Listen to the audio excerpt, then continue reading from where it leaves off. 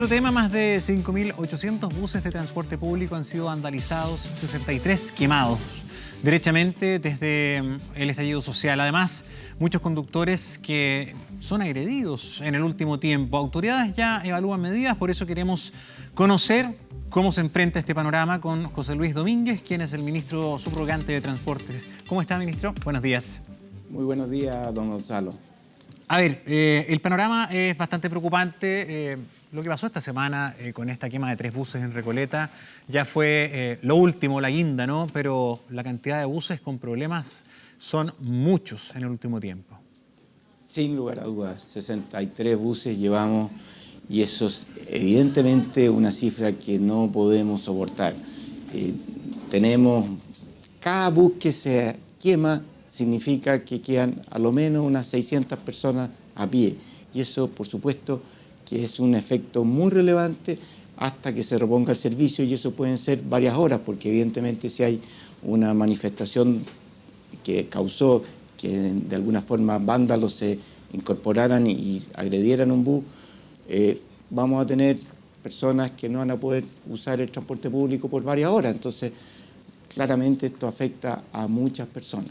¿Hay zonas recurrentes? ¿Hay zonas que preocupan en especial? ¿Hay lugares donde haya una reiteración notable de este tipo de delitos? A ver, de alguna forma lo que se denominan las zonas cero son evidentemente zonas que nosotros tratamos en general de evitar cuando va hacia la noche o cuando vemos que se empiezan a juntar personas. Nosotros tenemos un centro de monitoreo de buses donde tenemos las cámaras de la Unidad Operativa de Control de Tránsito, junto con Carabineros, que estamos monitoreando permanentemente cuáles son los lugares más conflictivos, y nosotros justamente redestinamos servicios en la medida que vemos que se empiezan a juntar personas y que se dan las condiciones para que pueda haber un evento. Ahora, ¿dónde?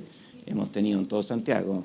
Ahora fueron en Recoleta, el día lunes fue en Huechuraba, hemos tenido en Puente Alto, hemos tenido en todo Santiago.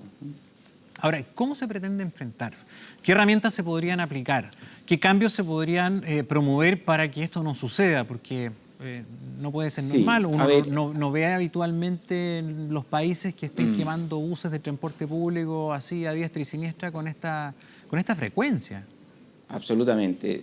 Tenemos legislación. El Código Penal establece penas por daño a bienes de uso público, la ley de tránsito también. Estamos hablando de penas que son presidio menor en su grado mínimo, medio o máximo, dependiendo de la cuantía del daño. Ahora, la impresión de que no es disuasivo en lo absoluto. ¿Qué es lo que no hace que disuada el delito? ¿Es muy difícil la pesquisa? Justamente. Se repiten los problemas que tenemos en el sistema de aplicación de justicia en general.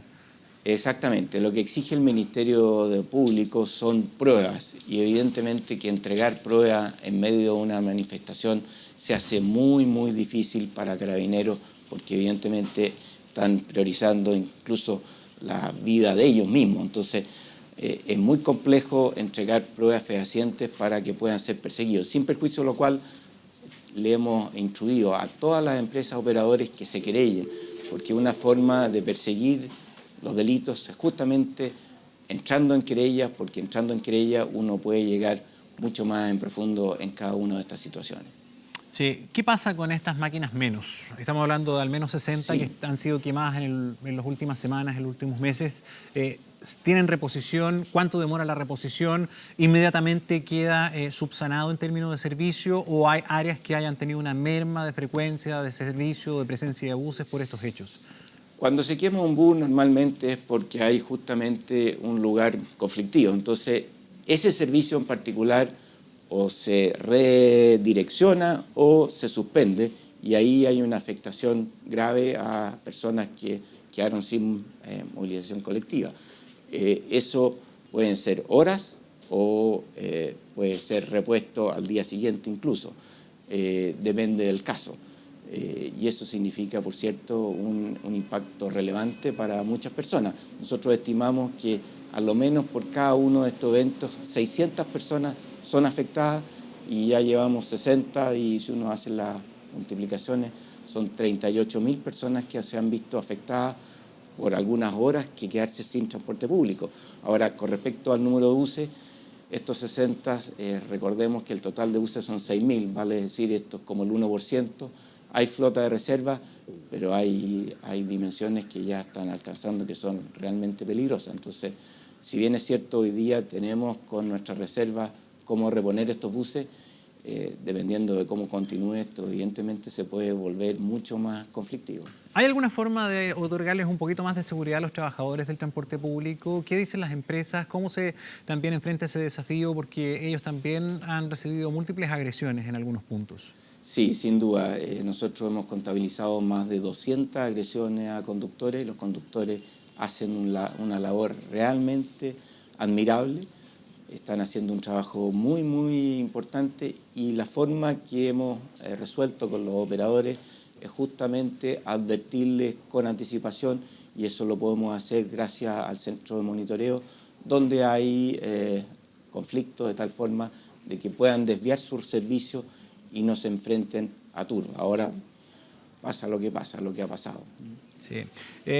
¿Cómo se va también a enfrentar otro desafío que no tiene que ver con el vandalismo, con las quemas, con los ataques como estamos hablando, sino que tiene que ver con el sistema propiamente tal y su subsistencia en materia económica?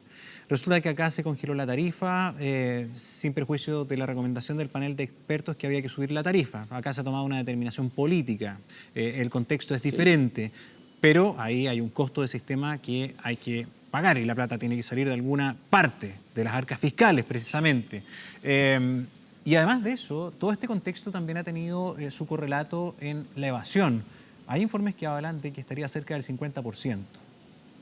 Sí, a ver, respecto a la evasión, evidentemente el último trimestre fue un trimestre anormal y estamos justamente procesando los datos porque evidentemente hay tomas de muestras que han sido muy, muy complejas y hay que procesarlo en forma adecuada, así que el número no lo tenemos aún, 50% por cierto es excesivo, creemos que es inferior a aquello.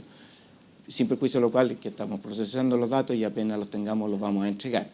Ahora, con respecto al déficit, efectivamente nosotros tenemos un subsidio que está vigente y hemos hecho uso de ese subsidio y cuando las condiciones se restablezcan, evidentemente que las tarifas van a entrar a ser descongeladas.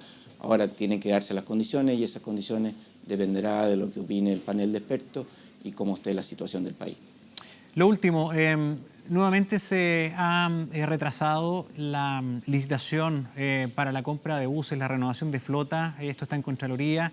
El año pasado se postergó 2 veces. ¿Por qué tanta demora? ¿Cuánto afecta también esto en la renovación de los buses, que es un anhelo de muchos usuarios? A ver, 2 cosas. No se ha suspendido primero la licitación, es el proceso ordinario en que uno...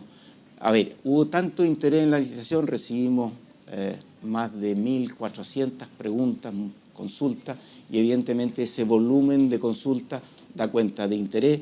Compraron bases 60 interesados, vale decir, tenemos 60 entidades que tienen interés, tenemos 1.400 preguntas, hay que procesarlas y hay que ordenarlas y efectivamente queremos hacerlo en forma acabada y bien hecho y eso requiere tiempo y tiempo que estamos tomando.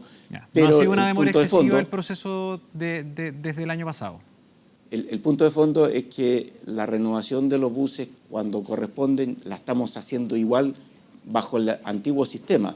Compra directa. Y de hecho compra directa por los operadores y eso nos ha llevado a que hoy día tenemos prácticamente 1.000 buses renovados de un total de 6.000. ¿Y qué más deseable, la licitación o la compra directa?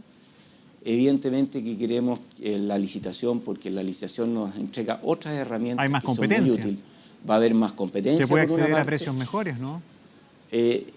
Eso por una parte, pero por otra parte, que algo muy relevante, vamos a cambiar la modalidad de tal forma de que si tenemos un operador que no esté dando las prestaciones adecuadas, vamos a poder removerlo. Hoy día prácticamente es imposible. Entonces, como vamos a tener separados los buses de la operación, es muy fácil que el día de mañana poder remover un operador porque tenemos a nuestra disposición los buses. Y eso se logra con las nuevas bases que están justamente en Contraloría. ¿Para cuándo se espera que este proceso termine? Nosotros esperamos son dos procesos. Uno es la provisión de flota, que son los buses, y otro es los operadores. En el caso de la provisión de flota, nosotros esperamos continuar el proceso durante este mes de febrero, de tal forma de recibir ofertas marzo, abril, a más tardar, y la licitación de vía está en Contraloría, están revisando las bases para que apenas nos entreguen poder iniciar el proceso de licitación. O sea, deberíamos tener esto más o menos resuelto al menos de aquí al primer semestre, al fin del primer semestre. Como licitación de todas maneras, como oferta ya definitiva, asignación, debería ser hacia fines de este año. Muy bien, José Luis Domínguez, ministro subrogante de Transporte, muchísimas gracias por acompañarnos. Muchas gracias. Hasta luego. Bien, estamos terminando esta primera parte de la mañana informativa. Siga en nuestra compañía en el canal 24 Horas. Que tengan buena jornada y un buen fin de semana.